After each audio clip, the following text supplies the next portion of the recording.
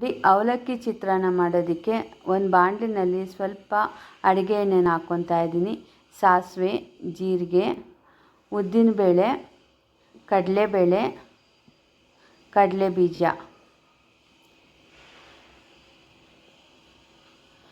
ಇಷ್ಟನ್ನು ಒಗ್ಗರಣೆಗೆ ಹಾಕ್ಕೊಂಡು ಒಂದು ಸಣ್ಣ ಉರಿನಲ್ಲಿ ಚೆನ್ನಾಗಿ ಫ್ರೈ ಮಾಡ್ಕೊಳ್ಳಿ.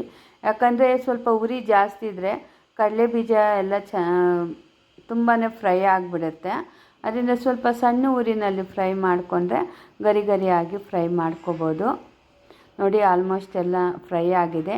ಇದಕ್ಕೆ ಒಂದು 8 ಹಸಿಮೆಣ್ಸಿನ್ಕಾಯಿನ, ಒಂದು 4 ಈರುಳ್ಳಿನ ಕಟ್ ಮಾಡಿಕೊಂಡು ಒಗ್ಗರಣೆಗೆ ಸೇರಿಸ್ಕೊತಾ ಇದ್ದೀನಿ. ಇಷ್ಟನ್ನು ಫ್ರೈ ಮಾಡ್ಕೋಬೇಕು. ಇವತ್ತು ಸ್ವಲ್ಪ ಲೇಟ್ ಆಗೋಯಿತು. ಟಿಫಿನ್ ಸ್ವಲ್ಪ ಬೇಗ ಮಾಡಬೇಕಾಗಿತ್ತು. ಮಗನ ಕಾಲೇಜ್ಗೂ ರೆಡಿ ಆಗಬೇಕಾಗಿತ್ತು. ಅದರಿಂದ ನೋಡಿ, ಇದೆಲ್ಲ ಫ್ರೈ ಆದ ನಂತರ ಈಗ ಒಂದೇ ಚಿಟಿಕೆಯಷ್ಟು ಅರಿಶಿನ ಸೇರಿಸ್ಕೊತಾ ಇದ್ದೀನಿ.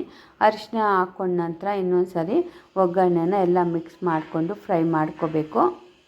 ನಾನೊಂದು 1/4 kg ಅವಲಕ್ಕಿನ ಚೆನ್ನಾಗಿ ವಾಶ್ ಮಾಡಿ ಸ್ವಲ್ಪ ನೀರು ಹಾಕಿ ನೆನೆಸಿಕೊಂಡಿದ್ದೆ. ನೋಡಿ, ಈಗ ಅವಲಕ್ಕಿ ಎಲ್ಲ ನೀಟಾಗಿ ನೆಂದಿದೆ. ನೋಡಿ, ಅವಲಕ್ಕಿನ ನೀವು ಒಗ್ಗರಣೆಗೆ ಹಾಕ್ಕೋಬೇಕಾದ್ರೆ ಸ್ವಲ್ಪ ತ್ಯಾವ ಇರಬೇಕಾದ್ರೆ ಹಾಕ್ಕೊಳ್ಳಿ. ಒಗ್ಗರಣೆಯಲ್ಲಿ ನೀಟಾಗಿ ಸೆಟ್ರೇಟ್ ಆಗುತ್ತೆ. ಮತ್ತು ತಿನ್ನಬೇಕಾದ್ರೂ ಅಷ್ಟೇ ತುಂಬ ಸಾಫ್ಟಾಗಿರುತ್ತೆ, ತುಂಬ ರುಚಿಯಾಗಿಯೂ ಇರುತ್ತೆ. ಅದರಿಂದ ಅವಲಕ್ಕಿ ಸ್ವಲ್ಪ ಡ್ರೈ ಆದಮೇಲೆ ಒಗ್ಗರಣೆ ಹಾಕಿದ್ರೆ ಅಷ್ಟು ಚೆನ್ನಾಗಿರೋದಿಲ್ಲ. ಸ್ವಲ್ಪ ತ್ಯಾವ ಇರಬೇಕಾದ್ರೆ ಒಗ್ಗರಣೆ ಹಾಕ್ಕೊಳ್ಳಿ. ರುಚಿಗೆ ತಕ್ಕಷ್ಟು ಉಪ್ಪನ್ನು ಸೇರಿಸ್ಕೊಂಡು ಎಲ್ಲ ಮಿಕ್ಸ್ ಮಾಡ್ಕೋಬೇಕು. ಇದು ಮಿಕ್ಸ್ ಆದ ನಂತರ ನೋಡಿ, ಈಗೀಗ ಕಲಿಯೋರು ಅಷ್ಟೇ ತುಂಬ ಈಸಿಯಾಗಿ ಮಾಡ್ಕೋಬೋದು. ಈಗ ನಿಂಬೆಹಣ್ಣಿನ ರಸನ ಹಾಕ್ಕೊಂಡು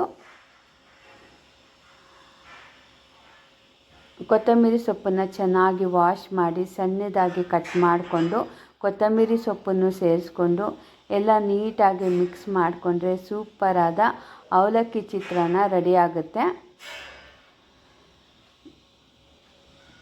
ನೋಡಿ, ಇಷ್ಟು ಮಿಕ್ಸ್ ಆದ ನಂತರ ಸಣ್ಣದಾಗಿ ಕಟ್ ಮಾಡ್ಕೊಂಡಿರೋಂಥ ಕೊತ್ತಂಬರಿ ಸೊಪ್ಪನ್ನು ಸೇರಿಸ್ಕೊಂಡ್ರೆ ಅವಲಕ್ಕಿ ಚಿತ್ರಾನ್ನ ರೆಡಿ ಆಗುತ್ತೆ. ಈ ವಿಡಿಯೋ ನಿಮಗೆಲ್ಲರಿಗೂ ಇಷ್ಟ ಆದರೆ ನನ್ನ ಚಾನಲ್ನ ಲೈಕ್ ಮಾಡಿ, ಫಾಲೋ ಮಾಡಿ.